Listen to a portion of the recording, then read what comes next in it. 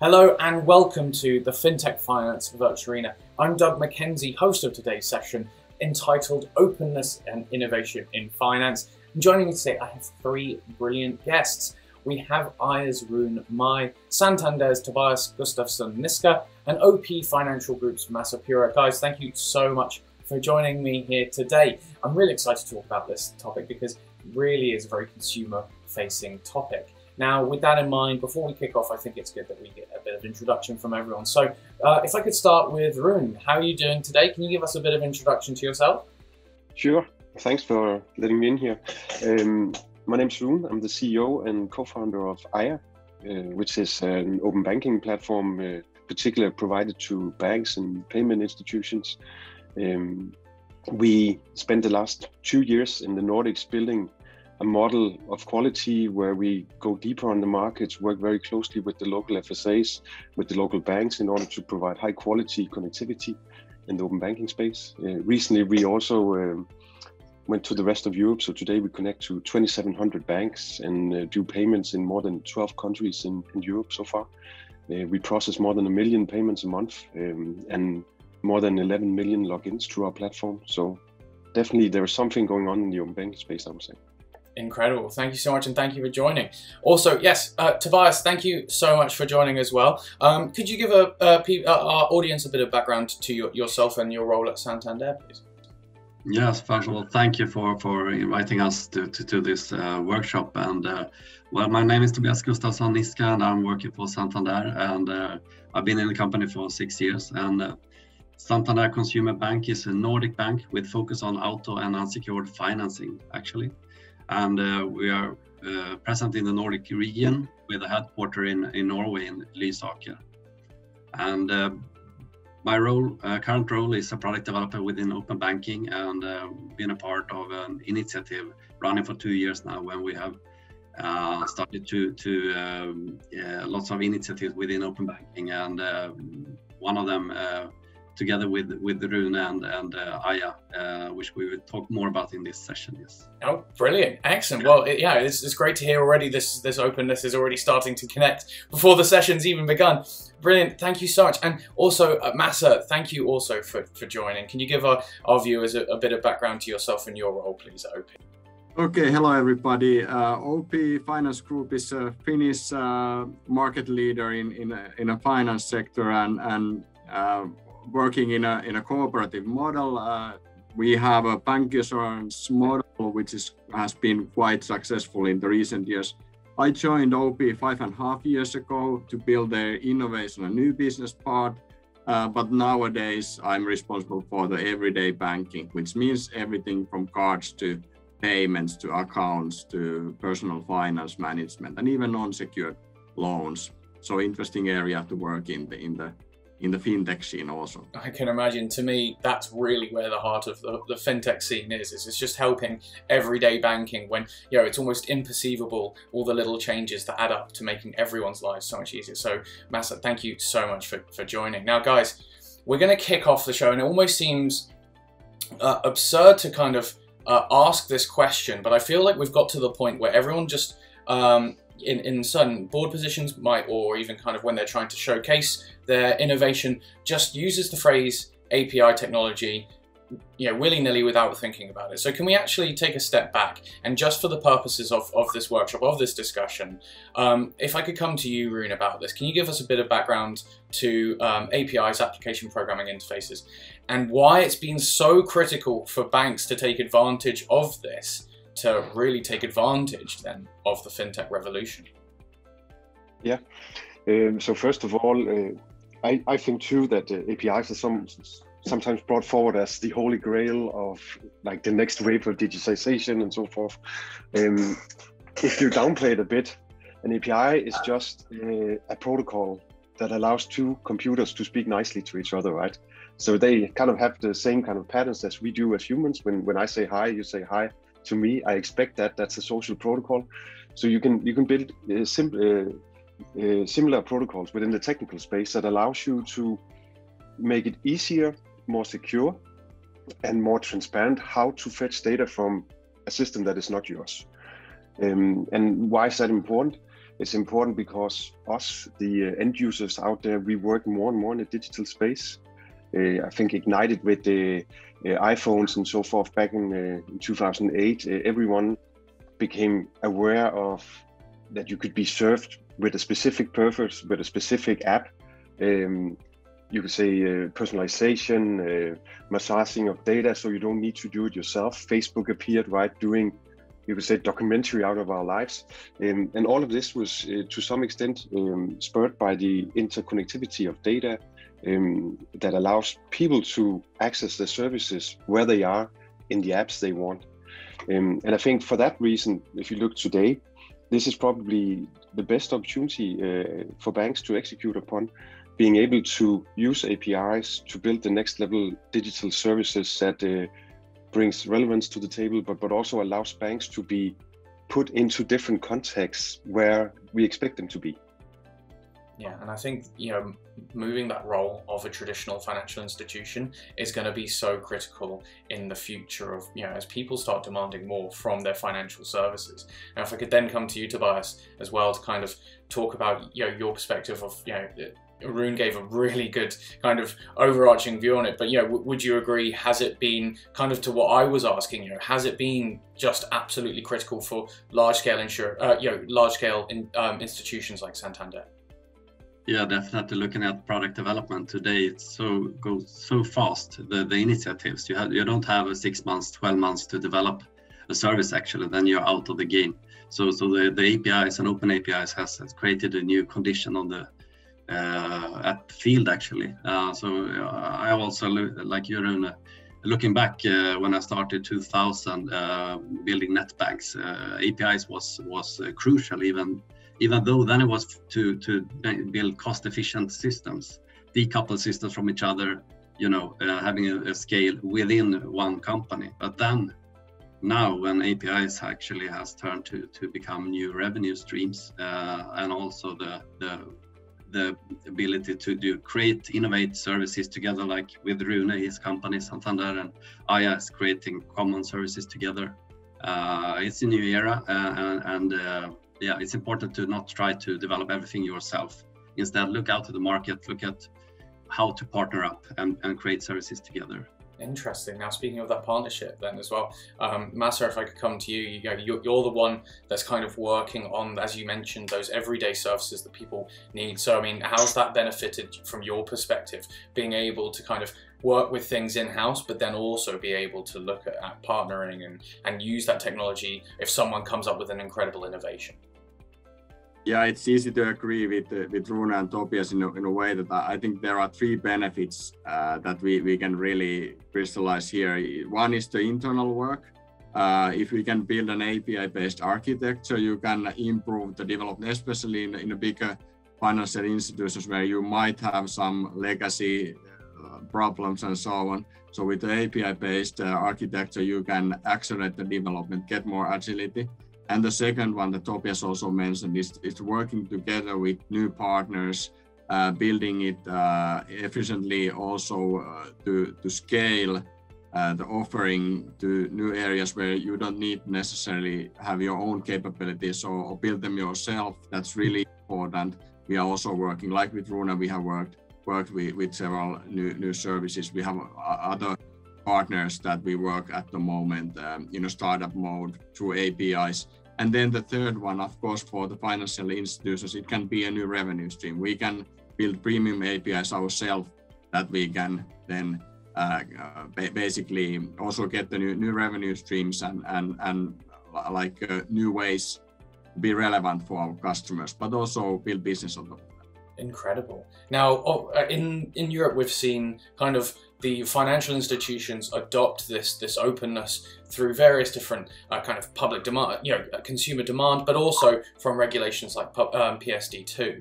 Now that PSD2 has been firmly established, in continental Europe, in the Nordics, and the UK, I'm interested in seeing the comparisons between the regions and when it comes to financial institutions' adoption of the regulation and also the movement.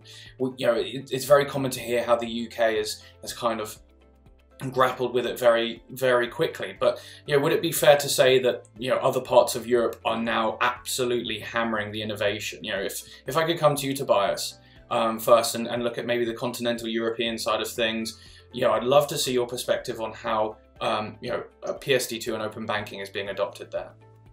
Yes, as you say, Doug, it started up in UK actually 2018, and then as Santander Nordic is present on the Nordic market, I'm most close to the Nordic market. But of course, when we have a collaboration within Santander globally, we see in continental Europe, looking at customer behavior to begin with, we have different behaviors. In the Nordics, there is more digital customers, have been more digital for a longer period, meaning that you as a customer are more used to use digital services. Why we also have seen companies like AiiA, Think, Minna Technologies, for example, from the Nordics, now going out to Europe with their services. So it's from a regulation perspective, I would say it's quite similar how we work in Nordic and the continental Europe. But looking at the value-added services, I think that the Nordics is ahead of the continental Europe, and that's because of our standards within NemID, Bank ID, for example, making it possible to use the services in a better way. It's interesting how that ID comes down to everything, because it just makes the whole onboarding process so much easier.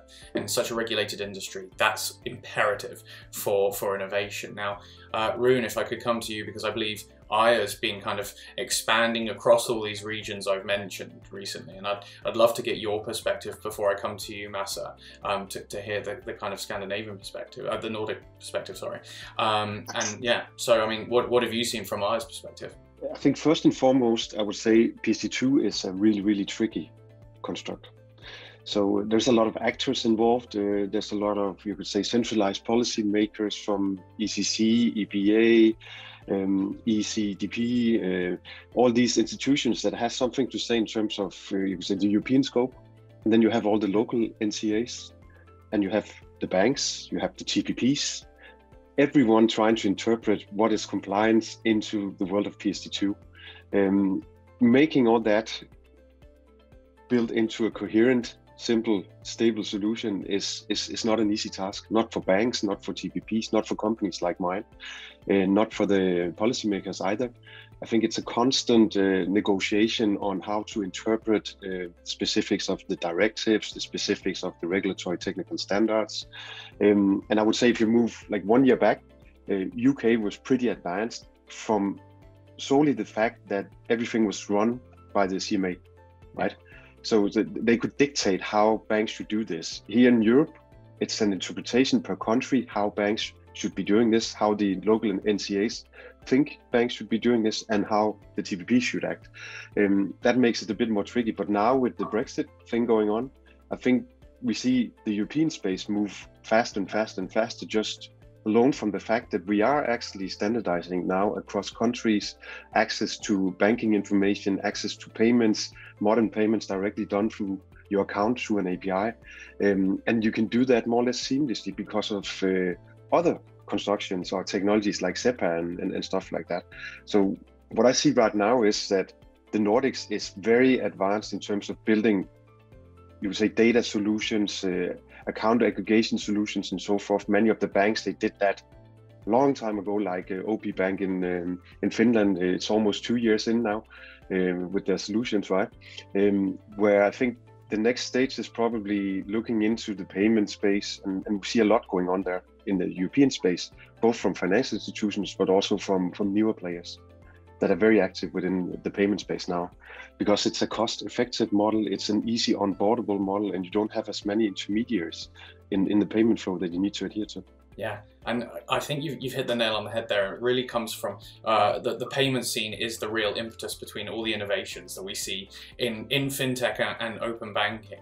Now, to then, Masa, if I could come to you then and provide that kind of, we've kind of heard a few things about the Nordic scene, and obviously, Rune, called you out there when he talked about what OP's been doing. But yeah, can we hear a bit more about from your perspective too? Yeah, from our perspective, it's nice to be in the Nordics, as there are such a great growth companies building services that are also easy to integrate to your own offering and build together and also learn the PSD2 together, basically have the dialogue. And of course, it's been a learning path for us, like for 2 years, and there is also a lot to learn in the coming months. But as Rune said, we have managed to build our consumer account aggregation already way before early on. But now some of the new things happening in the corporate area that we have now launched, for example, the corporate payment and account aggregation. We were the first ones in Finland to do it, and of course we are working with with Minnatech in the subscription management and those parts also Tobias mentioned. So I think it's an interesting area to be at the moment, as we see that there is a lot of ambition in the Nordics to really build a cooperation between the financial institutions and the startups and the growth companies, because many of them are already quite significant and big ones. So yeah, I think it's a learning path, and it requires a capabilities on both sides and the right cultural match for both parties to be able to utilize it. Yeah, I think, speaking about the culture, it's almost more important than the technological aspect, because you can't change an institution of any size if, the groundswell isn't there to do it on every sector and every floor. Now, Masa, if I could stay with you, since the adoption of open banking, in a lot of different regions, we've seen tiny technology companies become banks, small banks gain market share, but Finland has this different kind of perspective. The larger institutions are still very much, have that market share.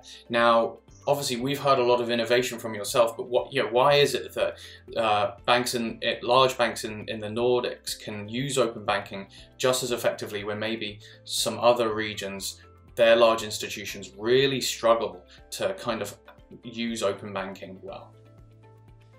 I think what differentiates us from some of the regions, of course, in the continental Europe, there are great examples of really forerunning banks that are building their services in a totally unique way and investing a lot in the digitalization their processes. But I think in the Nordics, banks have been quite early on in starting to build their digital banking. They have understood the effects of the mobile development and started investing there. They have been quite well prepared, especially the medium-sized and the bigger ones. So that's one area. But maybe there is also an atmosphere to collaborate and trying to build the things together, and maybe it's also because we are a little bit distant from the continental Europe. In some cases, we have maybe had some more time also to prepare. So those things come together and end up in this kind of setting. But of course, at the moment, we are very well challenged by all the new competition and so on. So I think that really raises the bar for us so that we can still keep keep our position, so to say. But it needs for us to run even faster. I can imagine, yeah, that the competition is always heating up, it seems. And if I could come to you, Rune, and ask you from your perspective as kind of being on the technological side and kind of being in between all of this,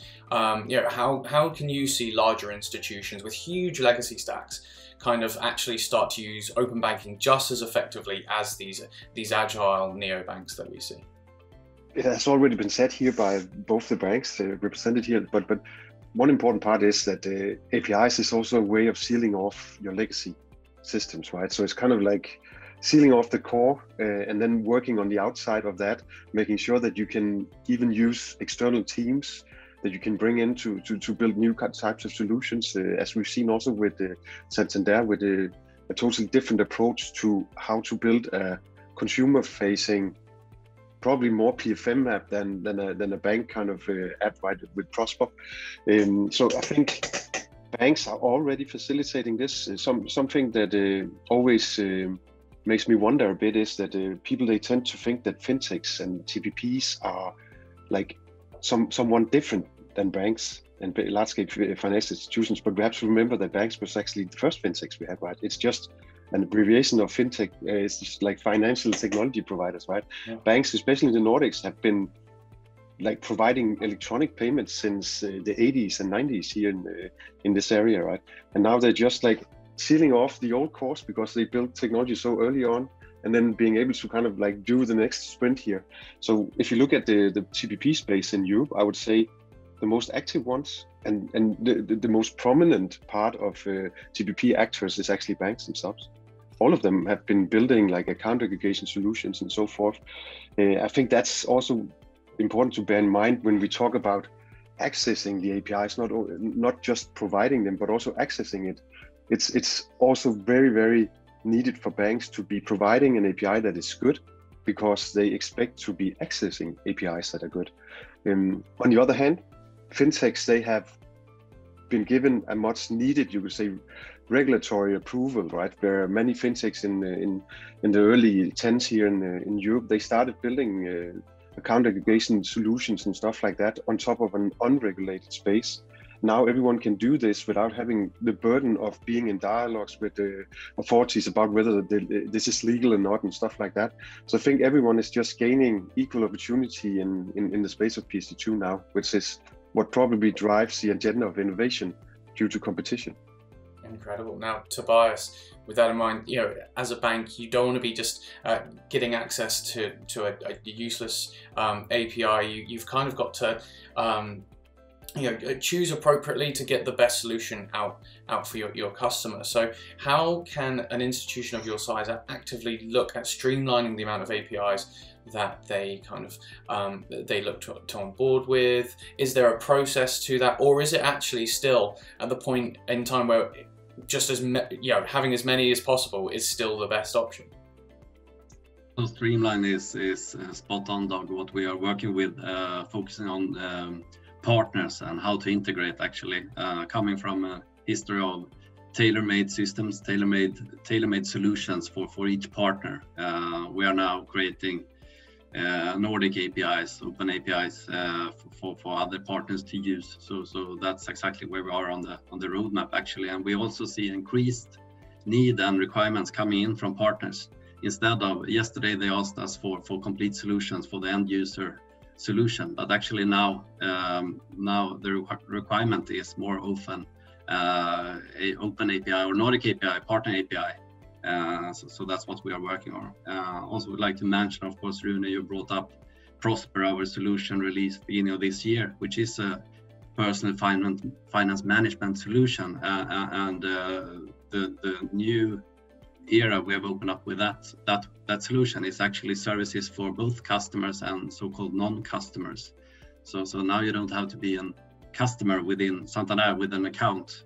You can log in if you're a Danish citizen into Prosper and use our value-added services. And we have combined services from Rune, from AiiA.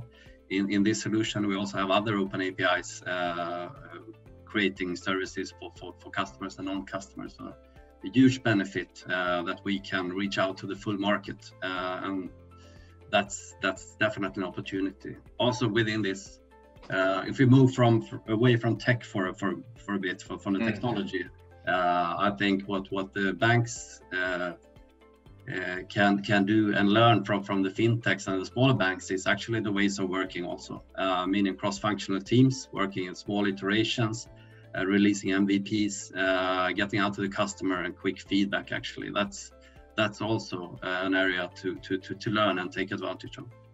Yeah, and I just want to say as well, that sounds absolutely incredible, being able to access those financial services without even having to be a customer. That to me is the openness of financial inclusion manifest. That sounds absolutely incredible.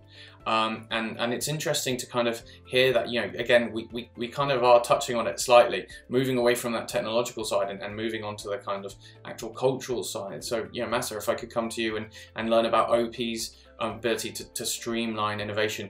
A lot of banks just say, oh, we're partnering, so many different partners when actually that's not actually innovating. It's saying they're innovating for the sake of innovation. You know, how do you at OP Bank work on kind of streamlining your system so you can do a lot of work in-house, but also partner where needed?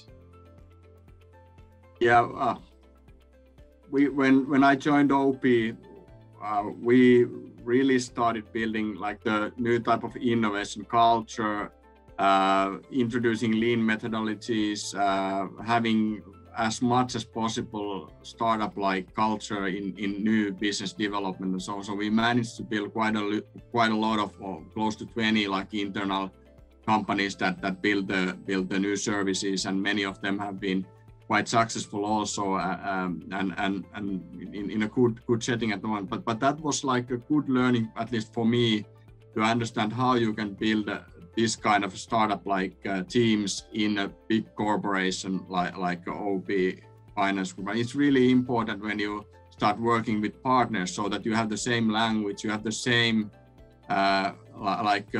speed in pushing the project forward, solving the things, the openness that you need, and also the way to solve the problems if they arise. And that has worked quite well for us when we start then working with partners, as we have the capabilities already. The teams that are working with the partners are already in the same mindset, basically, and that's really important. And it's also the open dialogue that you need in the culture, so that the differences can be solved, because there is always many things that you need to solve, and you need to build the trust on top of that. And then another thing, we have now tweaked the whole corporation to a more agile model, and it's been like a 2 years journey. Every team has an end-to-end responsibility as far as possible.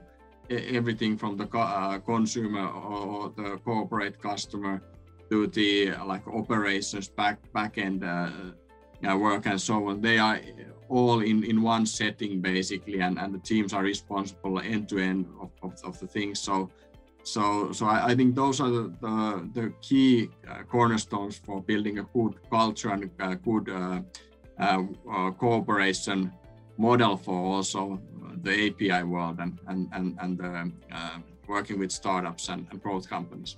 Interesting. It's brilliant to hear, and I think you're so right that communication is so key, and being able to send information and access it and talk with different departments is so critical. Now, you know, if we were then to move that on the technological side of things, one thing I've seen from various different talks similar to this is how cloud-based technology, even though it's been firmly established for years now, has kind of been at the heart of that being able to kind of scale and move very quickly and make sure everyone's on the same page. So Rune, could I ask you, how can cloud really play a role in helping large-scale institutions get on the same wavelength and the same culture and the same technological kind of stack as maybe some of the smaller fintechs out there? I think the biggest hurdle for many large-scale financial institutions has probably been the regulatory scope, preventing them from move as fast as they want to themselves to cloud. Cloud in itself is just a different way of running your operations, you could say, right? So you leash yourself into a setup where we get infinite access to scalability, right? So you can set up systems to react to the user input and to the load that is out there at the peak times where you see the load. You can kind of like scale up your machine power and then make sure that nothing breaks. You've probably seen in many countries like public systems, for instance, they end up being in a queue system, or they break if there's a lot of load for several reasons. Cloud is actually preventing that. So it provides a cost-effective setup for many players to provide high scalability, high performance systems to the end users out there. And this becomes increasingly important because we access more and more any institution through the digital channels. It's not normal these days to go anywhere, right? You do most of your decisioning in the digital space. With COVID, we even started buying clothes and food and stuff like that online. So now it's getting to the point where it's harder and harder for malls and stuff like that to really survive. They need to rethink their concepts in order to attract our attentions and so forth. And the same goes for financial institutions, fintechs and banks and so forth. Of course, we have to work in this space. And I think what we provide as a platform, being cloud enabled, is like being a trustworthy partner within the open banking space, aggregating the thousands of APIs out there, building one coherent, simple, standardized API for our partners to access, and then they can entrust that regardless of how many clients we have, how much load there is in our system, we're still able to provide the SLAs that we guarantee. And I think that's where it becomes interesting. Without cloud, it would probably have been impossible or next to impossible for many of the fintech bank collaborations that we see today. It really is.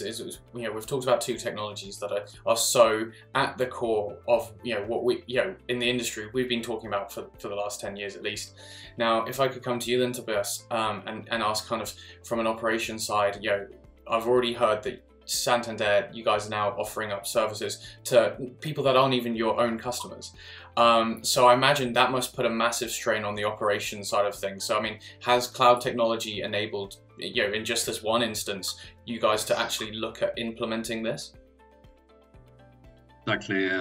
Actually, this the Prosper solution I mentioned, the solution towards both non-customer customers is a cloud-based solution.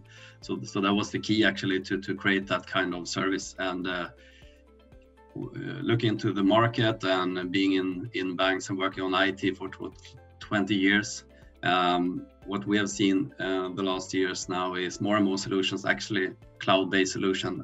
The security is so important in all industries, and banking industry special, and security solution needs to be in place before you can release any other services. But now what we have seen is that more and more solutions is secured and also cloud-based, which makes it more fast and agile for us to develop new services. So definitely we have only seen the beginning of this journey, I would say. It's so interesting how it plays into the kind of customer experience angle of people being able to access the services quickly, and also being able to help scale in case there's large amount of traffic, but then also help on the regulatory side of things and keep that level of security. So it's the double whammy. Now, Masa, then if I could come to you and kind of ask, you know, from the operations side, you know, what's OP Bank looking at on, you know, when using cloud, and is that something that it is, you know, you see as being on the kind of roadmap as well into the future with your kind of innovations? Yeah, you could say that there's been a huge shift towards cloud also at OP, and a couple of years ago it was more like transforming or moving things to cloud one to one basically, and then the benefits you saw quickly was that you get the scalability, you get less errors, you get a more stable business. But of course, more and more now it's cloud native development, which enables new types of services. You could even say that some of our API services wouldn't be there without building in a cloud infra at the moment, new things. Of course, it helps us to cooperate with some of the partners that we have mentioned here also. So I think it's a really key part of our ICT strategy to be more and more cloud native, and also taking the advantage in wherever we can of the cloud infra. Of course, there are some areas that are more tricky to handle and transform, but that's always the case. Yeah, and that's always going to become apparent in financial services, isn't it? There's always something that and it goes back to what I've been saying as well. You shouldn't have innovation just for the sake of innovation. You know, it's got to move at a steady pace. Now, speaking of that steady pace, the bottom line is always important for financial institutions. You know, it's all about mitigating that risk. And as a result, maybe some institutions have found it historically quite slow to, you know, adapt, as we've talked about the regulatory nature of it. But if we were to just summarize it in as many, you know, quick points, what are the benefits short term from these transformations that might be imperceivable to, for instance, board members at the beginning? Rune, if I could come to you for this, you know, when it's all about coming on this digital transformation, you know, what would you say are almost the instant benefits for an institution? I think it's kind of like the whole plug-in kind of infrastructure thinking that I think is the instant benefit, right? It's so much faster today to build a team that can build some service that you can launch within weeks or months instead of years. If you just rewind to early 2000, it would be a massive effort to build something like Prosper into the market, right? Where Santander, they actually built it really fast and launched it really fast here in the Nordic countries, because there is so much you can plug into, right? There's the companies, the likes of mine, where we provide some of these services at core that makes it easy to access bank accounts, but also to probably store all the data that you access in a coherent and trustworthy manner, where you don't have to think about whether there's like duplicate data or anything. Like, we provide that as in a box solution, so that the ones building stuff on top of us, they can focus on building the business features and the real value adding features, and then entrust that what's underneath is solid enough, right?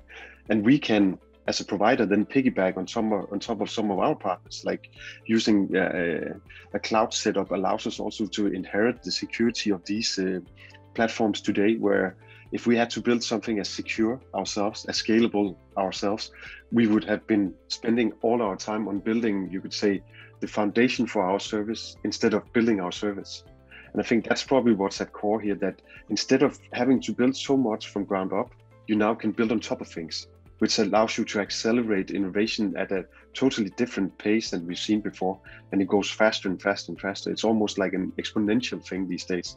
And I expect to see a lot from banks, a lot from fintechs the next coming 3 to 5 years, because it's going to accelerate. It's going to be mature. So all the APIs out there are going to be more mature. People, they can trust them. They don't have to work on top of something that might break or lack information or lack functionality. They can just trust that if they build a service, it works everywhere. Interesting. And now you can do it in Europe, right? I think that's really the strongest point here, that you accelerate your own innovation efforts and you do it at a lower cost than ever. It's interesting to hear, because I've been hearing about how some legacy stacks, you almost can't change them, because the employees that built them have left the institution. And now we're getting to the point where there's exponential innovation. I mean, that makes, Tobias and Masa, your job's almost imperceptibly harder. So Masa, if I could come to you as well, looking at this exponential innovation, what's next for OP Bank? Really excited to kind of hear your position as banks change their role from being kind of like this tech provider, but then also you're still serving your customers. What's next for you guys? Well, of course, if you look at the key things, we need to be faster. We need to be able to develop like in a shorter time, improve our go-to-market times, but at the same time increase the agility, reliability, and so on. But one thing to mention is, of course, with the cloud infra also, and this kind of things, that you also need to attract the best tech talents, and they need the setting that is tempting for them to work with, and they need a modern tools to work with, and I'm really happy to see that we have managed to build that kind of a capability, because that is the basis for the competitive setting for the coming years. And what we see more in the coming months and years is of course more cooperation, more like a networked model in developing new services. We build maybe less ourselves, but work more with the external partners to build value to our end customers. But maybe one thing to add is still that like the customer experience and the user experience is raising its meaning all the time, and people are requesting more and more from our services, and that is probably something that we will be talking a lot more in the coming times, and that is something to mention. So customer user experience is really important topic. Yeah, and it's interesting, isn't it? We're hearing how these innovations are getting exponentially quicker, not just because of the technology side of things now, but also the customer experience. The customer demands are actually becoming very, very interesting. And I think, Masa, you've also hit on a very, very good point in terms of talent being a new currency for large corporates. No longer is it just the Amazons and Googles who need the tech talent, it's the institutions. And it's absolutely brilliant to hear that OP Bank is kind of, you know, looking into that, because it means I think your future is going to be, you know, very bright. And Tobias, now if I could also come to you and kind of hear about, you know, Santander and your kind of plans for the future. You know, do you agree with what Masa was saying there when it comes to talent and customer engagement? It's a key, and it has been a key to have the most talented on the tech side. Still, and in the last couple of minutes here, we talked about the change actually. When we talk about standards, talking about API and also the cloud, the benefits here is that you have less focus on IT and technology actually. Still need the talents, of course, on the tech side, but you have the huge opportunity to focus more on outlook to the partners and customers, and create customer value-added services, which is the way we all are going, I guess. And what we also are doing is creating new revenue streams, looking at APIs not only as a way to integrate, but also as a product. API as a product is how we will handle this going forward, meaning making it possible to also leverage and get revenues on the APIs, which yesterday was only integration to another system, internal system. Also, still interesting from an internal perspective, cost efficiency. Looking at reports, for example, we are sending out lots of documents like PDFs or documents to lots of stakeholders, and here we see a huge benefit. Instead implementing APIs, taking away lots of manual work, and for the partner customer getting the report whenever they need it. And we also see processes where we have sending out documents to customers, like payslip or customers sending payslips to us, for example. Yeah. Where we will use PSD2 APIs instead, changing the process. Digitalization is everywhere, and cost efficiency and user experience together. Last but not least, I would like to add what we are working with is to enter new areas where we haven't been, and where we want to invest going forward, and that's within responsible and sustainable banking. And here we see a huge benefit, also collaboration with partners, but also internally and globally within Santander to create, for example, carbon footprint services for our customers. So that's where we are right now.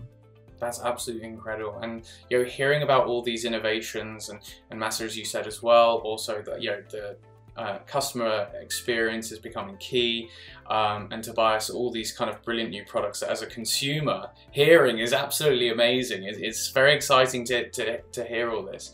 So guys, I think that's all we have time for. Thank you so much for your input. We started off very small, and then we kind of grew out to you know, so many various different topics, even to green technology, as you were saying there at the end, Tobias. So guys, I hope you've had a great time. I have. And also to all our viewers, thank you so much for watching. You can catch the rest of the series over at www.fintechf.com, where I will see you in the comments. And guys, thank you very much, and goodbye.